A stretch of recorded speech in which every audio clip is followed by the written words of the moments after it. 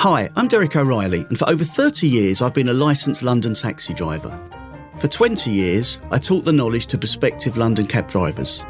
During this podcast, I'm going to be joined by experts who are going to bring the forgotten and secret history of London to life.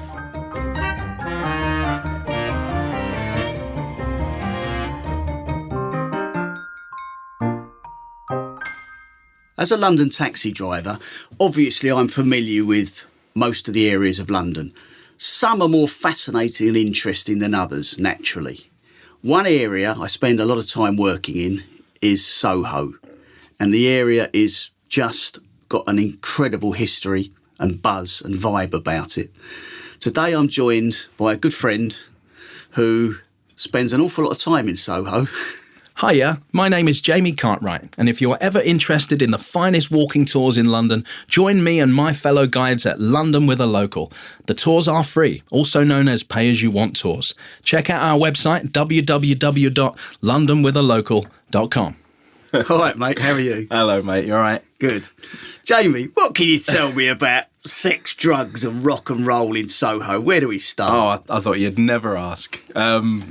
Well, where do you begin? I mean, thing is, the 20th century gave the almost popularisation of the sex, drugs and rock and roll thing to Soho. Well, let's start with the sex, because Soho has always been synonymous with the sex industry. Yeah. I mean, it goes back even further. I mean, that was a hunting ground, that area there. That's where the name comes from, because Soho was a war cry for the royal hunters. Oh, like tally-ho, Soho? Yeah, tally-ho. Okay. Yo-ho, Soho. Yeah, that was one of the hunting cries for the royal huntsmen going through there to get dinner, essentially, yeah.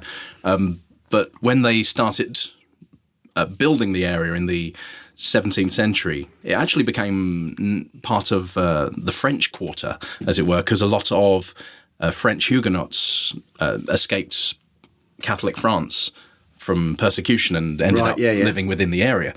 However, the sex side of it actually dates back to then as well, to the 17th century. It's only really more popularised, as it were, in the 20th century, but not just in Soho. If you just spill out into those streets around there, you go into Mayfair, Piccadilly, you could find places where certain services could be had in the back rooms of apparently reputable businesses, like milliners and coffee shops. They had, prostitution going on in the back rooms, as it were. Many of these places would do this illegally as adding more money, but it did have a sleazy side to it before the popular sleazy side, as it were. Yeah.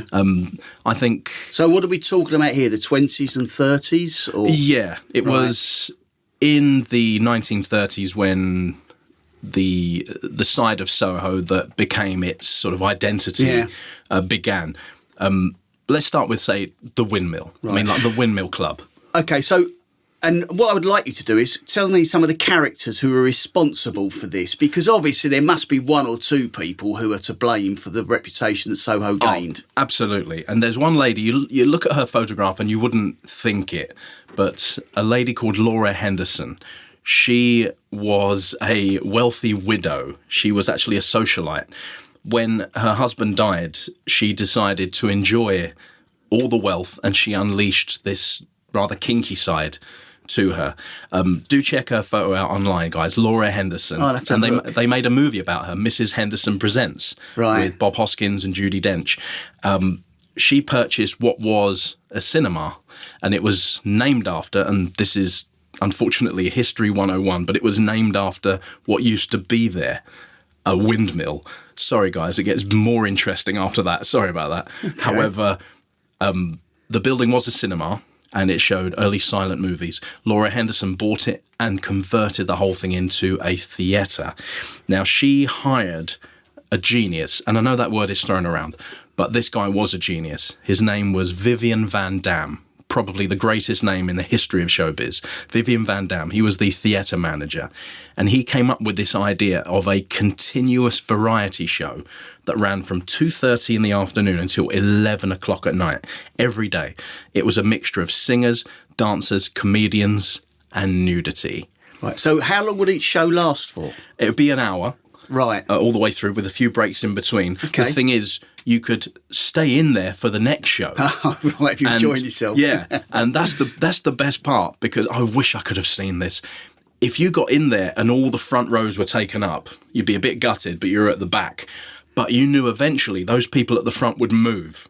And as soon as these guys got up between shows, it was known as the windmill steeplechase, because they didn't go down the aisles to get to the front. They would leap over the seats, like jumping over each other to get. It's like the Grand National. Yeah, they're all getting to the you can front imagine, can't you? for this. I mean, what a sight! I mean, that alone is a great comedy sketch. I could see Dave Allen in the 70s doing that kind of comedy sketch. You know, however, in terms of the nudity, there was a problem, because most nudity on the London stage was seen as obscene. So in order to get the go-ahead, you needed to convince the Lord Chamberlain that the nudity was tasteful. And Van Damme went to what is now a legendary meeting with the Lord Chamberlain, and he argued that nudes could be seen at any time. When you go into the National Gallery, nude sculptures, nude paintings, and the Lord Chamberlain said that didn't count because the paintings and statues didn't move. Van Damme had a little light bulb moment, and he said, so just to confirm, you're saying if you move, it's rude? And the Lord Chamberlain pretty much said, well, yes, that is what I'm saying. Oh, right. I can't see where you're going to come to here. Yeah. And lo and behold, the tableau vivant was born. Van Damme pitched this idea to Mrs. Henderson, and she was blown away by it. So the ladies could be naked, but they weren't allowed to move around? Absolutely. Human statues. Okay. So they'd walk on in darkness, and when the lights came on, they'd be in a pose. Lights go down, change the pose. However, they always had a theme to each sort of tableau. There's the Wild West, Cleopatra, Britannia, mermaids. And then he started to push his luck. As the years went by, got queues around the block, he introduced a revolving stage, ropes, and a swing into the shows as well. The Lord Chamberlain just about allowed that, because technically the props were moving. Oh, right, yeah, of course. And the performers were just holding on to Jamie, them. can I ask you then what era we're talking about now? That was through the 30s, 40s and into the 50s. Oh, right, okay, right into the 50s, right. And during the Second World War as well, that's when it became even more popular, because it was the only theatre that didn't close. All the theatres in London closed apart from them. They had their own shelter a couple of floors below. Okay. However, they decided to capitalise on that for publicity. After the Second World War, they hung a big sign up outside that said, "We never closed." And and Van Damme, for a short while, hung up another sign that said, "We never clothed." I thought that's excellent work. That's excellent work. Obviously, the guy had a touch of comic genius about absolutely. I think he's wonderful. Yeah. And unfortunately, Mrs. Henderson died in 1944. So she died in the middle of its peak, so to speak. Yeah, pretty much, yeah. But she saw the success, and being one of Laura Henderson's windmill girls, as they were known, that was like a badge of honour as well, because she paid well, and they were so popular, and presumably, without being sort of condescending, they were very attractive young ladies. Yeah, absolutely, yeah. And Van Damme, he left everything to his daughter, and his daughter tried to run the place when he was gone and decided it wasn't her cup of tea, so sold it on. However, just as an aside, they had so many comedians in that place. Unfortunately, it was a baptism of fire, because between the nude performances, the comics would come out and do a turn, but most of the time it was to utter silence, because everyone wanted the comedian to finish, because as soon as they were gone, the nudity would happen again. Oh, okay, so it's a case of, as long as you're on that stage, mate, there's no nudity, so hurry up. And among the comics, Spike Milligan, Harry Seacombe, Peter Sellers, Tony Hancock, Bruce Forsyth, Tommy Cooper, and I must mention this man, a man who we lost only recently. He's one of my absolute heroes. I met him several times over the years, the great Barry Cryer. I mean, the man who wrote for every comedian. So all these comedians appeared at the windmill in between nudity? Yeah, just very brave individuals doing shows all through the day. Well, they've all gone on to bigger and better things. Oh, absolutely. Yeah. And I just want to squeeze in a quick Barry Cryer story. I heard him tell this on a podcast a couple of years ago. He said he was watching from the bar when a young comedian on the stage at the windmill was dying the death on that stage. I mean, not a laugh, not a smile, not a titter, nothing. As the guy walked off, he heard a single pair of hands clapping from the audience. He looked into the audience and said thank you to the man that he thought was responsible. And as he looked in, this bloke looked up in confusion, because it turns out this bloke had actually brought in some fish and chips, and he was trying to get ketchup out of the bottle onto his... What a great story. So what was about the demise of the windmill? Let's carry on, because I'm interested. Without that magic touch of Van Damme and Laura Henderson, I mean, it's like a perfect business marriage between the two of them. But without them, it kind of fell away, and it turned back into a cinema for a while when Van Damme's daughter sold it on. But it was then reinvented and turned back into, I'd say, a more sleazier version of its old self in 1972. When it was purchased by a man called Paul Raymond. I've heard of Paul Raymond, yeah. Paul Raymond was the king of Soho. That was his nickname. That was his nickname, yeah. Yeah. He was from Liverpool originally, and when he came to London, he was so unimpressed with the erotic entertainment, he thought he could do better. Where Vivian Van Damme went around the rule book, Paul Raymond just set light to it, essentially. He just didn't care. He pushed every single boundary he possibly could. He opened his first venue, the Raymond Review Bar, in the former ballroom in Walker's Court, which is off Shaftesbury Avenue. And within 2 years, he had 45,000 members, and they were paying a yearly membership fee. Two things to mention here. Firstly, he bought the freehold of the building. That started one of the most impressive property portfolios London has ever seen. And secondly, he made it a private members club. Right, okay. So he felt certain rules in terms of nudity didn't apply. Yeah. So makes sense to a certain extent. Yeah, and his performers moved nude a lot. Essentially, so this was huge. And he clashed with the authorities so many times because of the show content. He was fined on several occasions. And he really did push boundaries. For example, at a time when homosexuality was still illegal in the UK, he had an all-gay burlesque show on Sunday nights. So he was really pushing the boundaries as well, and pushing for that law to be changed, essentially, He also did magazine publishing. He owned magazines like Mayfair, and it's just the word makes me squirm. Apologies for the look I'm about to give, but the magazine called Razzle. Just the most horrible word. Well, I remember from my schoolboy days. I'm going back now sort of 50 years ago, but I do remember those magazines. So just very briefly then, I understand, there was sort of burlesque and there was theatre shows and a Sunset Strip on Dean Street and these various places. What about, there was an awful lot of sort of illegal sex trade taking place in the side streets? Absolutely, yeah. Absolutely. They were known as Soho walk-ups. Right. Before the Street Offences Act of 1959 became the law, street prostitutes worked in Piccadilly Circus and most of the alleys around there.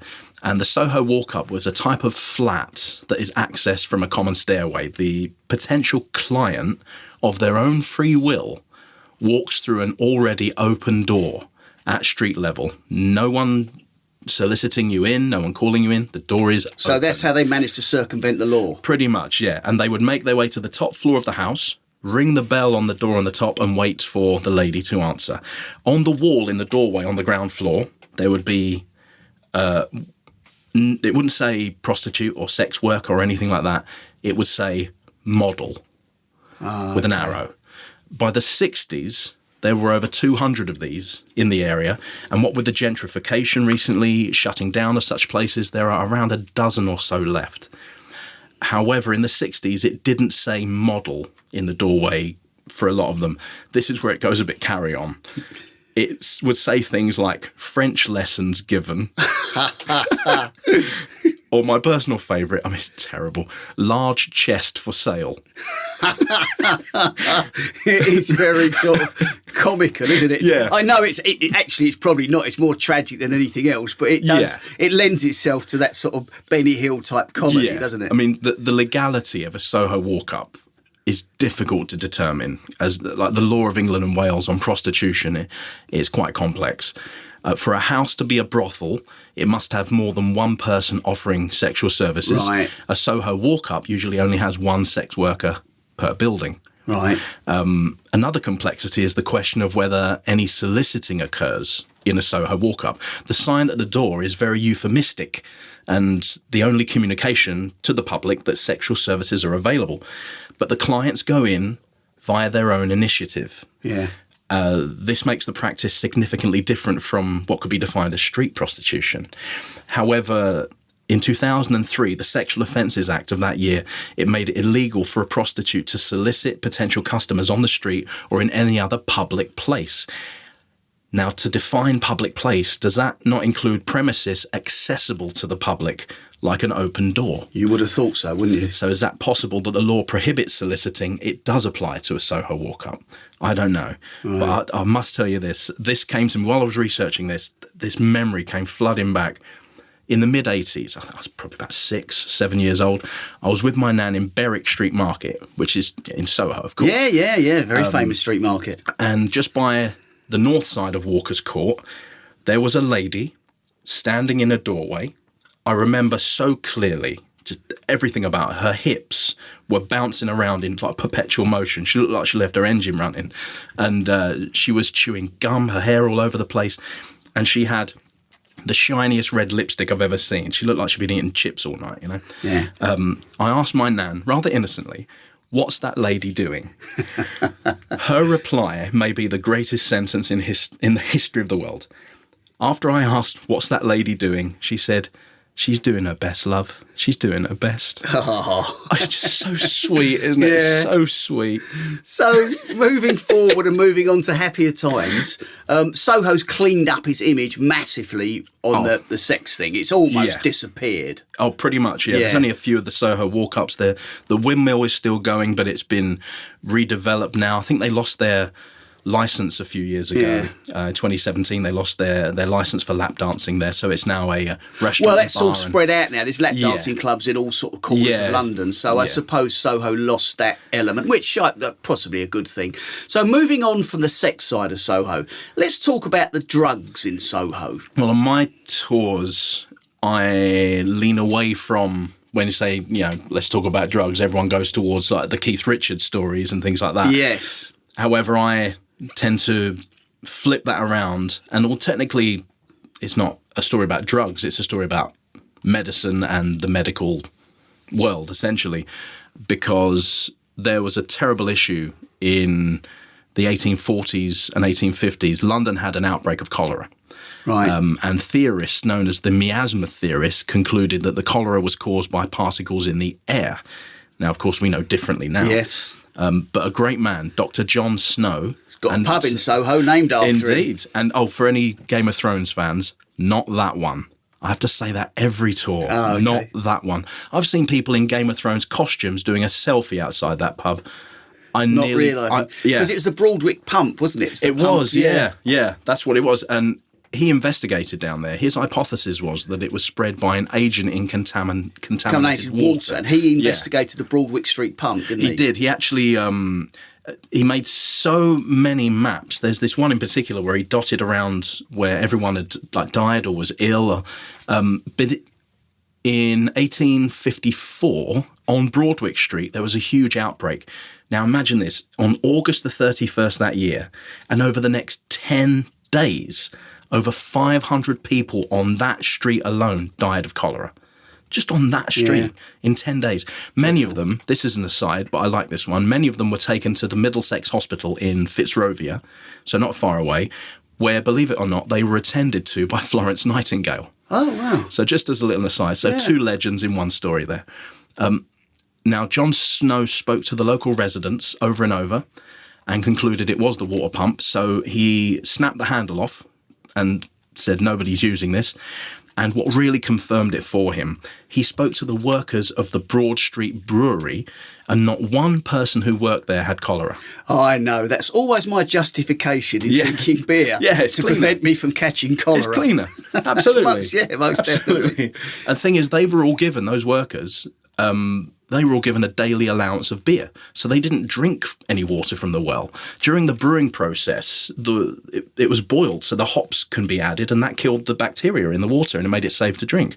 So on investigation, and this is horrific to think it, the water pump on Broad Street had been built only 3 feet away from an old cesspit. Oh, wow. Which had leaked human waste into the water. And his study into the causes of the outbreak is credited as the founding event in epidemiology.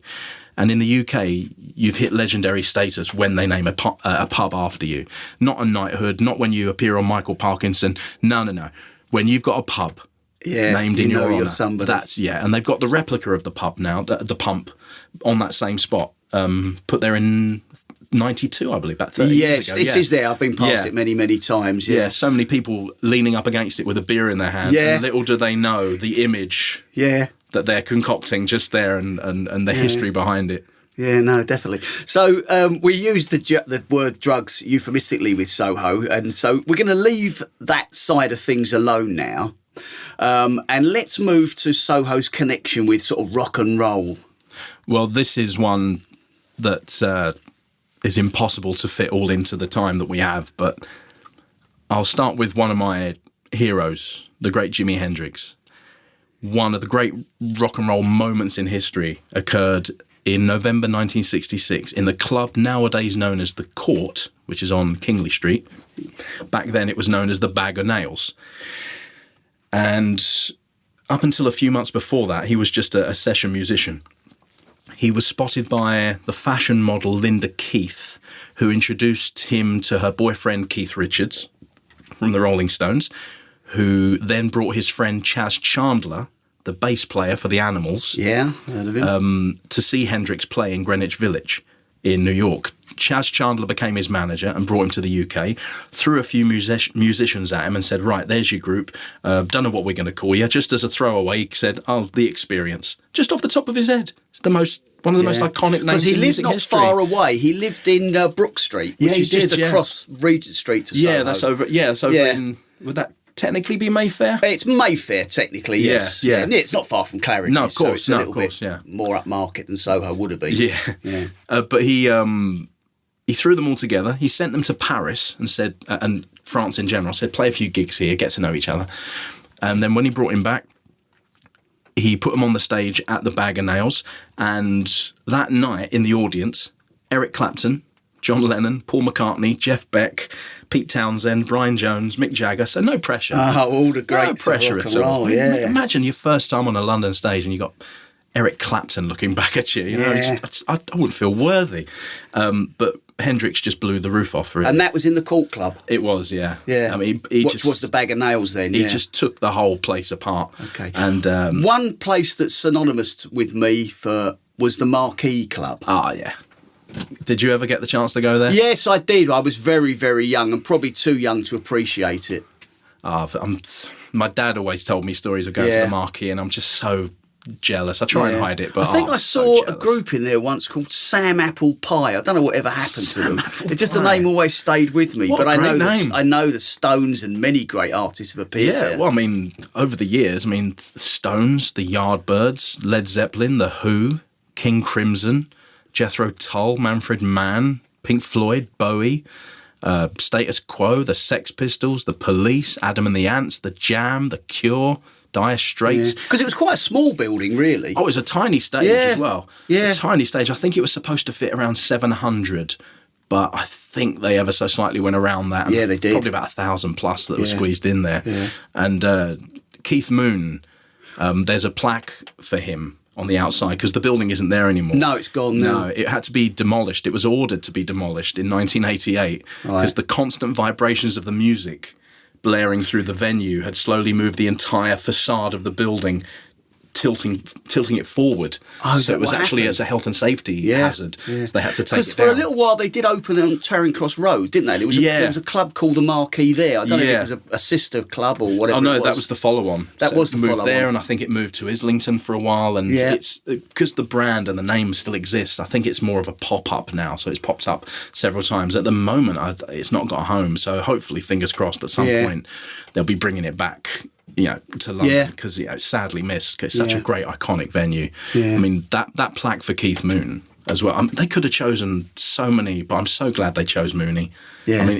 I mean, Animal from the Muppets is based on him. The man was an absolute lunatic, and watching him through archive footage playing the drums, you think, this man is at one with the instrument. He's just this is all in his head. And if we leave Soho, literally a short stroll away, if we cross over the Charing Cross Road, we're into Denmark Street. Oh yeah. Tin Pan Alley. Yeah. And when I was doing the Knowledge, I had a little part-time job working in Denmark Street. Oh really? Well, 30, 40 years ago, and you regularly see sort of semi-well-known people coming along to look at the musical instruments, mainly guitars. Okay, was it one of the guitar shops you were in? Yes. No, it was above a guitar shop. Oh, I see. Yeah, it's just above. The company rented an office above the guitar shop, and I was in there a couple of days a week while I was studying the Knowledge. But let's talk about Denmark Street briefly. Yeah, the one little one I always like to throw in about Denmark Street is... at number 6 and number 7, those lovely properties there, there's 2 17th century properties which are preserved. They're Grade 2 listed. The features are considered to be of national importance, therefore preserved. So that's exactly why the Sex Pistols moved in there. Of all the people, if it's not Keith Moon tearing the place up, it's the Sex Pistols. Right. It was Malcolm McLaren, their manager. He rented the outbuilding between 75 and 77. So that was before they made it big, really. Yeah. And the downstairs space was used as a recording studio, and the band produced early demos. And upstairs, I believe, it wasn't Sid Vicious or Johnny Rotten that lived there. I think it was Steve Jones and Glenn Matlock that lived up there. And apparently, I've only seen the pictures. I've not seen them in person because it's a private home, and of course, I don't want to go knocking. But Johnny Rotten left graffiti in the upstairs room, and it's still there to this day. It portrays sort of caricatures of his bandmates, Steve Jones, Sid Vicious, Sid's girlfriend Nancy, and the manager Malcolm McLaren, as well as his own self-portrait. But it's still all in there. I've seen pictures of it, and it's so weird. A bit like a Banksy, wouldn't it be? Oh, absolutely, yeah. It's funny because I won't go into the full details, but I had dinner with Malcolm McLaren one night, which was very, very interesting. Yes, I did. Oh, my God. In the city. It was a Worshipful Company of Hackney Carriage Drivers dinner, and he was invited to be the speaker, but fortunately he was sitting next to me, and we had a great evening. Oh, fantastic. And I used to see Johnny Rotten, or John Lydon as he was, quite a lot at the Arsenal. He used to fellow Gooner. Yeah, he used to stand on the clock end, and he was very unassuming, to be fair. He's a relatively quiet man. Yeah, very unassuming. So Johnny guy. Rotten is the character, and that's a character that can be summoned, whenever he needs him to, Yeah. So Soho nowadays, what sort of music is there? Well, you get live music in venues all over the place in there, but there's nothing that really ever competes with the impact of the marquee. Right. That was king. That was absolute king. But there are several recording studios still through there, and one in which sadly is no longer there. And I'd love to have gone in there in its heyday. I mean, it's just any day you would have bumped into a legend, and that's Trident Studios. That's where was that located? St Anne's Court. Oh, I know St Anne's Court. The east side, just sort of between Dean Street there and Wardle Street. Yeah, and between 68 and 81, it pretty much was the home to some of the greatest tracks ever recorded. I mean, just as an example, the Beatles recorded "Hey Jude" in there. Okay. I mean, one of the most important songs of all time. I mean, that's even my son's middle name, Jude, because of that song. They also recorded tracks for the White Album in there as well. Right. John Lennon and Yoko Ono recorded there separately with Eric Clapton on guitar. George Harrison recorded "My Sweet Lord" in there. One of my personal favourites, Harry Nilsson, he recorded "Without You." Was that recorded in there as well? Yeah. Wow, that's interesting. Queen recorded Killer Queen in there. In fact, they recorded the album Queen 2 in there as well.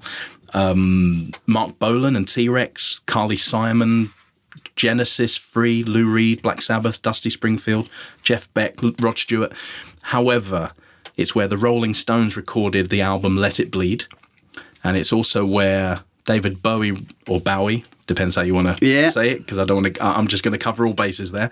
It's where he recorded Ziggy Stardust and the Spiders from Mars, and not to mention Space Oddity as well, he recorded there. But most importantly, No disrespect to anyone else. Hey Jude, I thought I'd start strong and finish strong here. Elton John, it's where he recorded your song.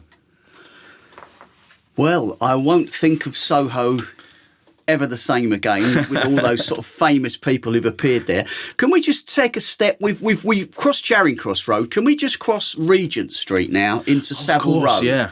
What happened there? Well, number 3 Savile Row, that's where the Beatles had their headquarters for their corporation, Apple Corp, in 1968. And on the 31st of January 69, on the rooftop up there, that's where they performed their famous final gig. So that's at number 3 Savile Row. And if you we should say is just literally a stone's throw across the road from Soho. Pretty much, yeah. So you'd be there in 2 minutes. Yeah. You know, and around the corner from there, you'll find Heddon Street. At number 23 Heddon Street, it looks a little different now.